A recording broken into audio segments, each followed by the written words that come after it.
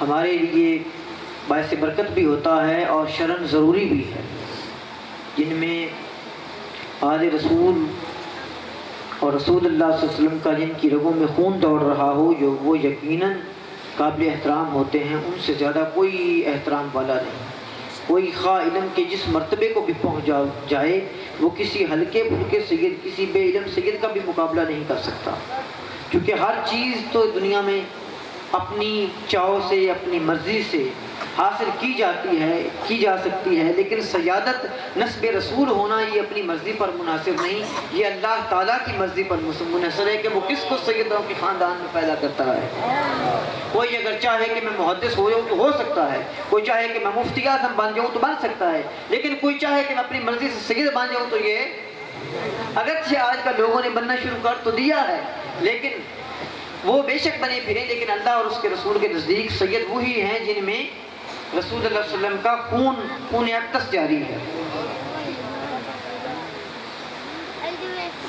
بات بڑی انشاءاللہ گفتگو بڑے پیار سے کریں گے، محبت والوں کی محفل ہے، محبت والوں کا ذکر کرنا ہے اور محبت کی بات سنانی ہے، اور محبت والوں کا مجمع ہے۔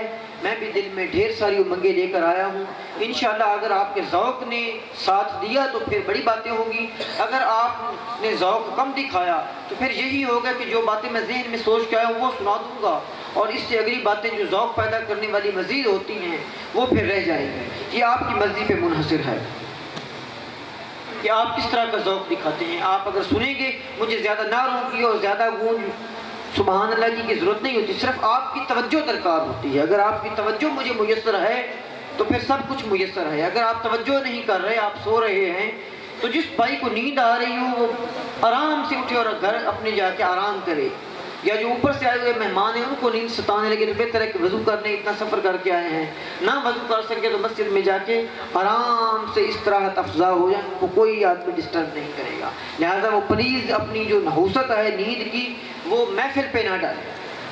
آپ ایک دفعہ درود السلام پڑھیں، میں اپنی بات شروع کرتا ہوں۔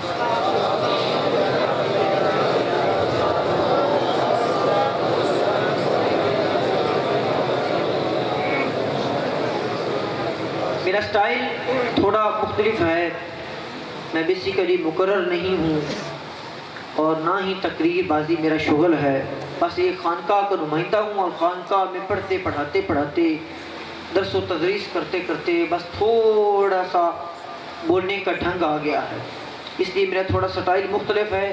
اگر آپ کے موجودہ مقررانہ سٹائل پہ نہ پورا اتر سکے تو اس میں میرا قصور نہیں، میں ہے ہی ایسی باتیں کرتا ہوں، لیکن اگر آپ توجہ رکھیں گے تو امید ہے انشاءاللہ تعالیٰ آپ کو بڑا مزہ آئے گا۔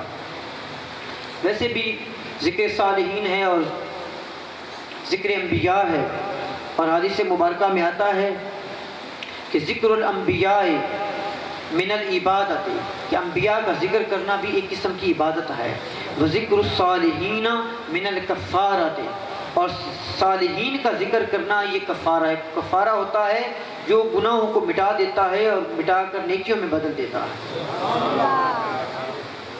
اس لیے آپ ذکر سنیں، انبیاء کا ذکر ہے، صالحین کا ذکر ہے، سرکار کے اہل بیت کا ذکر ہے۔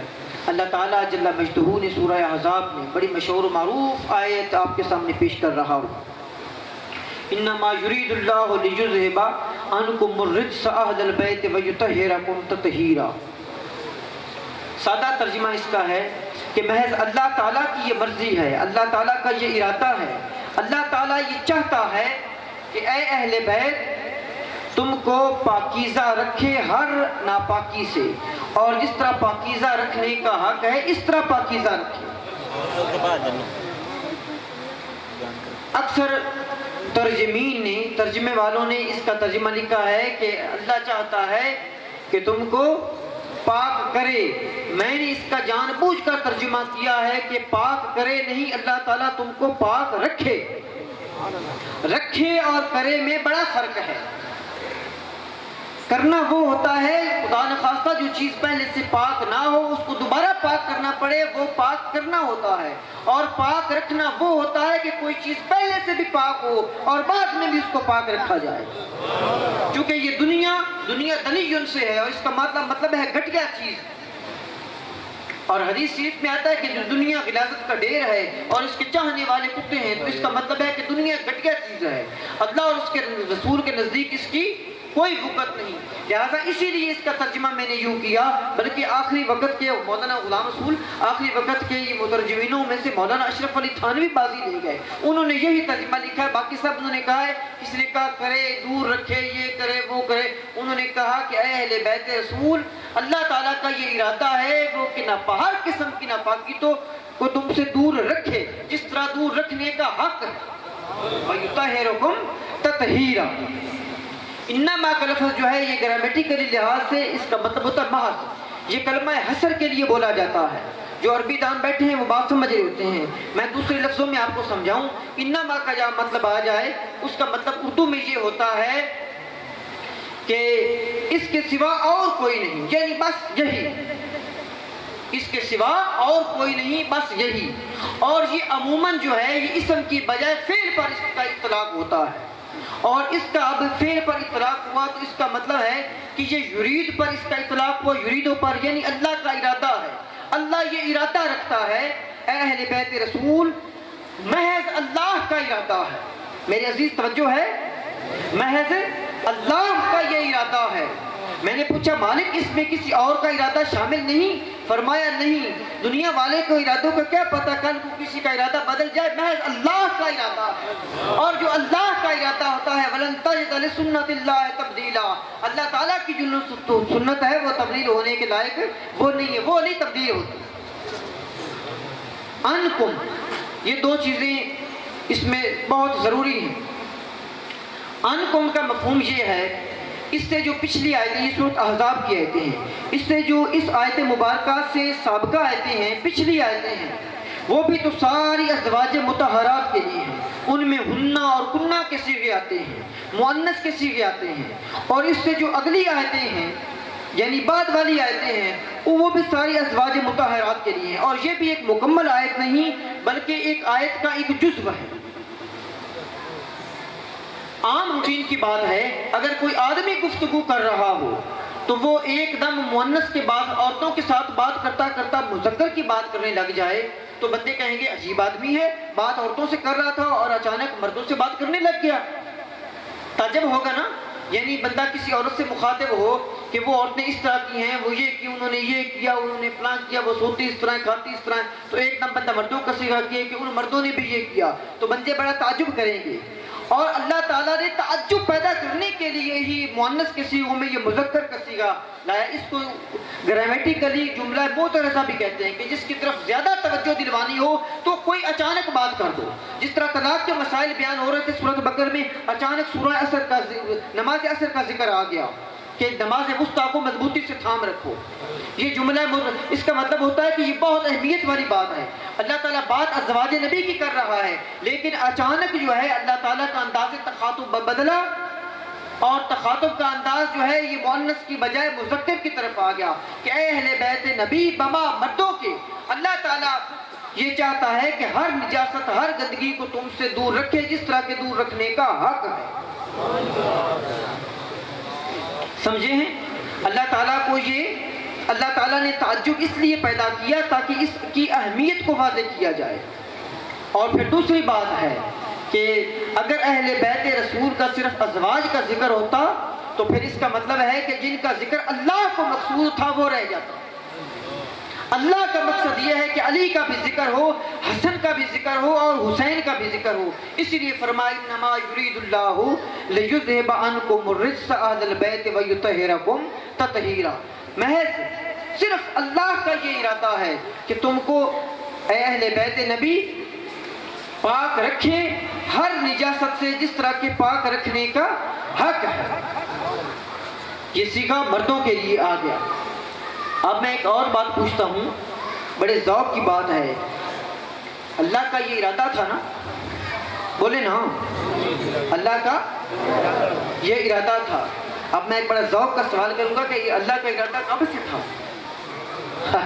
آپ نے سمجھے، آپ نے اس بات کو سمجھے، اللہ کا ارادہ کب سے تھا؟ اللہ کا ارادہ تب سے تھا جب سے اللہ ہے۔ یہ اللہ نے ارادہ بعد میں نہیں فرمایا، تب تب سے اللہ کے ارادے میں یہ شامل بات ہے. انما یرید اللہ لیذھب عنکم الرجس اہل البیت ویطہرکم تطہیرا. اللہ تعالیٰ کا ارادہ تب سے تھا. اللہ کے ارادے کی بات سننا چاہتے ہو تو اللہ تعالیٰ فرماتا ہے اذا اراد ان یقول له کن فیکون. مولانا زور خان آپ سو رہے ہیں؟ نہیں جاگ سو رہے ہیں. ویسے جلال میں اذا اراد ان یقول له کن فیکون.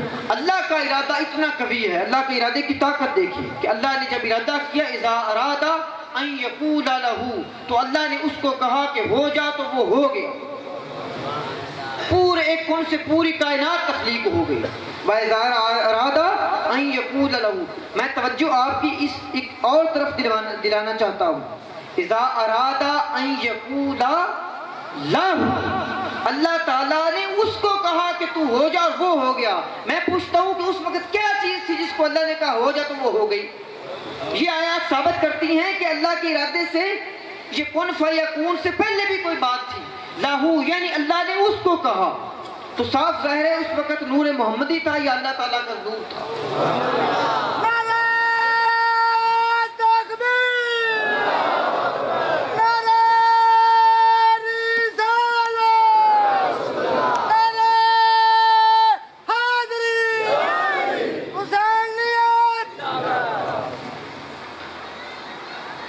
ماشاءاللہ اللہ تعالیٰ آپ کو جزائے خیر دے. آپ نے نعروں کے ساتھ میرا حوصلہ بلند کیا اور مجھے یہ بھی پتہ چلا کہ آپ کو سمجھ آ رہی ہے.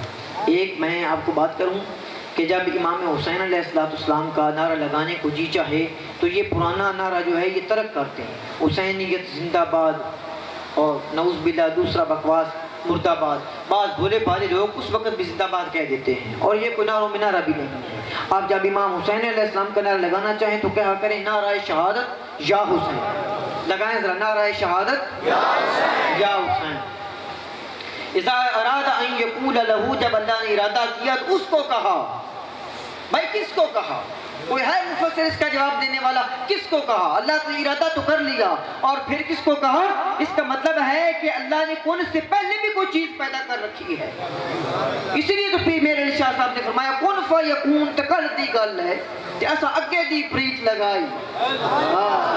کن فیکون تکل دی گل ہے. وہ نور محمدی تھا جو اللہ تعالیٰ نے کون سے بھی پہلے فرمایا. نور محمدی کون سے نہیں پیدا ہوا اور نور محمدی میں ہی نور حسنین کریمین ہے. فاطمہ الزہرا ہے.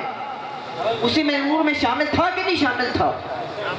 تو اس کا مطلب ہے کن فیکون تکل دی گل ہے. صوفی کی بات سمجھ میں آ گئی. پہلے شاید آپ کو سمجھ آئی ہو کہ نہ ہوئی, آج آ گئی ہو. اللہ جب ارادہ کرتا ہے تو اللہ کا ارادہ, اللہ نے تین باتیں فرمائی کہ صرف اللہ کا ارادہ ہے. میں اللہ دوسرے کسی کے ارادے کو اس میں شامل نہیں کرنا چاہتا. کیوں؟ کیونکہ کل کو کسی کا ارادہ بدل بھی سکتا ہے. یہ آج تو الیکشن کا دور ہے, آپ نے دیکھا نہیں لوگوں کے ارادے کیسے کیسے بدلتے ہیں. آج ارادہ اور ہے تو کل ارادہ اور ہے, پرسوں ارادہ اور ہے تو ترسوں ارادہ اور ہے. اللہ تعالیٰ نے یہ جاری ختم کر دیا. اللہ نے فرمایا کسی کو اپنے ارادے میں شامل ہی نہیں کرنا چاہتا. میرا رب کا ارادہ ہے کہ میں یہ کروں. اور جب ارادہ کیا تو فرمایا اذا اراد ان یقول له کن فیکون. فرمایا اس کو کہ تو ہو جا اور وہ ہو گیا. اور ساری کائنات اس نور محمدی سے باعث وجود میں آ گئی.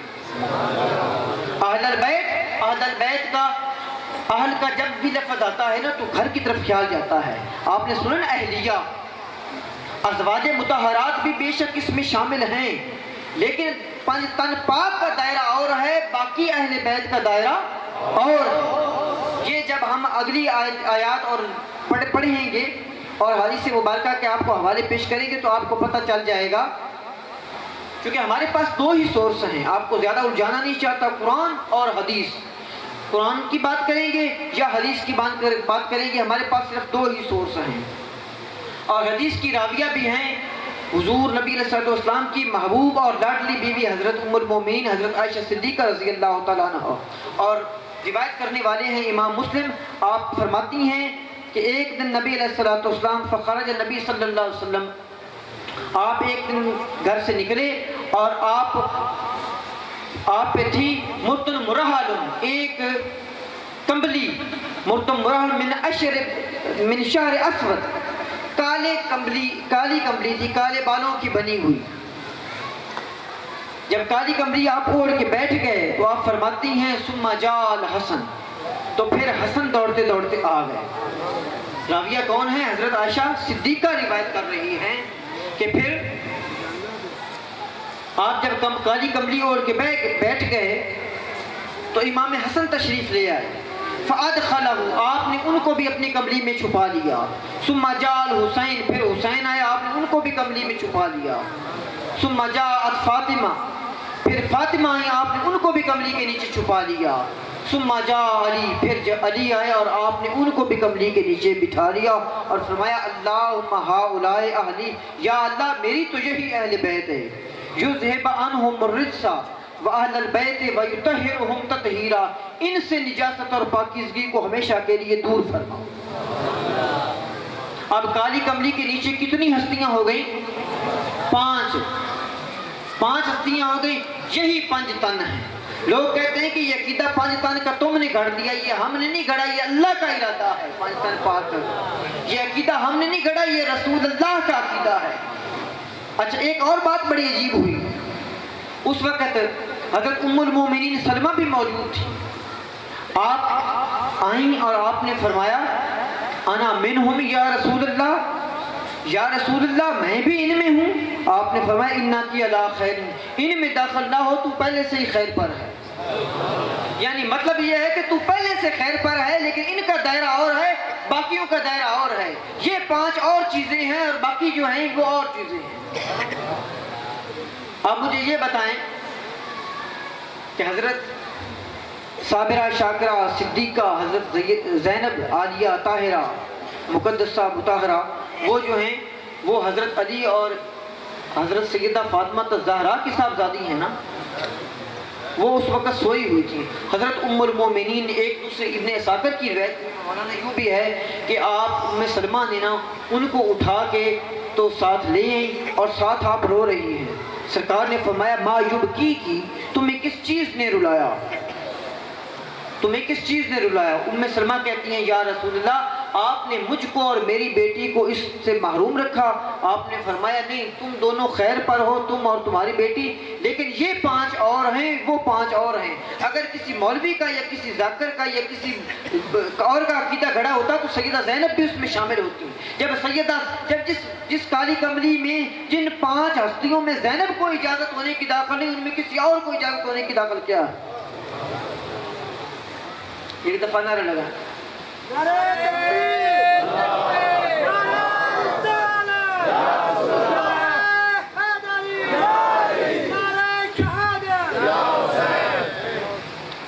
اگر یہ عقیدہ کسی شیعہ یا کسی ذاکر کے گھڑا ہوا ہوتا تو سیدہ زینب عالیہ طاہرہ اس میں ضرور موجود ہوتی، لیکن یہ عقیدہ کسی ذاکر کا گھڑا ہوا نہیں، بلکہ یہ اللہ کا حکم ہے اور رسول اللہ کا یہ حکم ہے۔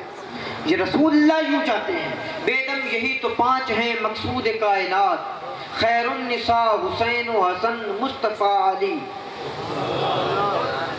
حضرت ابو سعید خدری رضی اللہ تعالیٰ عنہ روایت فرماتے ہیں نزلت هذه الآیہ فی 5، کہ یہ آیت جو ہے یہ صرف 5 کے باروں میں نازل ہوئی ہے۔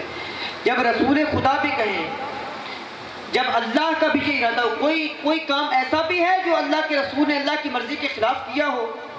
قرآن مجید میں آتا ہے وما ينطق عن الهوى ان هو الا وحی یوحی، نبی اس وقت تک اپنی مرضی سے بولتے نہیں جب تک ان کی طرف اللہ کی وحی نہ آ جائے۔ کیوں ام سلمہ نے پوچھا کہ ہم بھی اس میں داخل ہو جائیں، تو سرکار نے فرمایا نہیں، تم پہلے خیر پر ہو، لیکن یہ کمبلی اور ہے اور وہ دائرہ اور ہے، اہل بیت میں شامل ہو۔ سرکار ہمارا یہ عقیدہ ہے کہ سرکار کی ساری اہل بیت ہی پاک ہے، رجس سے اور ناپاکی سے ہے، لیکن مقصد بتانے کا یہ جو 5 تن کا عقیدہ ہے ہم نے بنایا، 5 تن پاک، ان کا دائرہ اور ہے اور باقی اہل بیت کا دائرہ اور ہے۔ اور ترجمہ میں نے کیا تھا کہ اہل بیت نبی اللہ تعالیٰ کا یہ ارادہ ہے کہ ہر ناپاکی کو تمہارے سے دور رکھے۔ اب رکھے کا میں نے جان بوجھ کر کیا ہے، باقی سائروں نے ترجمہ کیا کہ کرے کا مطلب ہوتا ہے کہ نعوذ باللہ پہلے سے وہ پاک نہ تھے، بعد میں پاک کیا، اور رکھے کا مطلب ہوتا ہے کہ وہ پہلے سے بھی پاک تھے اور بعد میں بھی وہ پاک رہیں گے۔ ایک اور بات کروں، نبی علیہ الصلوۃ والسلام کے بارے میں کیا عقیدہ ہے سب کا؟ وہ پاک پہلے سے تھے، یہ پاک بعد میں کیے گئے پہلے سے؟ جب وہ بھی کملی کے اندر ہیں تو پھر اب اس کا معنی کیا بنا؟ جس کی شان میں یہ آتا ہے وَيُزَكِّيهِمْ، وہ صرف پاک ہی نہیں بلکہ وہ تو دوسروں کو پاکیزہ کرتا ہے۔ پاکیزہ کس چیز سے؟ اللہ تعالیٰ نے فرمایا ہر رجس سے، ہر نجس چیز سے، اور ہر رجس چیز سے، ہر اقدار سے، ہر ادناس سے، ہر بسمہ سے، ہر کسل سے، ہر کسر سے، ہر عیب سے اور ہر شین سے۔ جب ہر عیب اور شین سے پاک ہوئے تب حسن اور حسین ہوئے۔ جب اللہ تعالیٰ نے یہ تفاسیر میں لفظ آتے ہیں کہ اللہ تعالیٰ نے ہر رجس سے پاک کیا، رے جیم را جیم زا، ہر رجس سے پاک کیا اور رجس سے پاک کیا اور ہر نجاست سے پاک کیا۔ یہ بعض اوقات ایک نجاست کا لفظ استعمال کرنا بھی، چونکہ قرآن کریم کا ترجمہ ہو ہی نہیں نہ سکتا، یہ تو محض ایک ہماری مجبوری ہے۔ آپ صلاۃ و سلام پڑھیں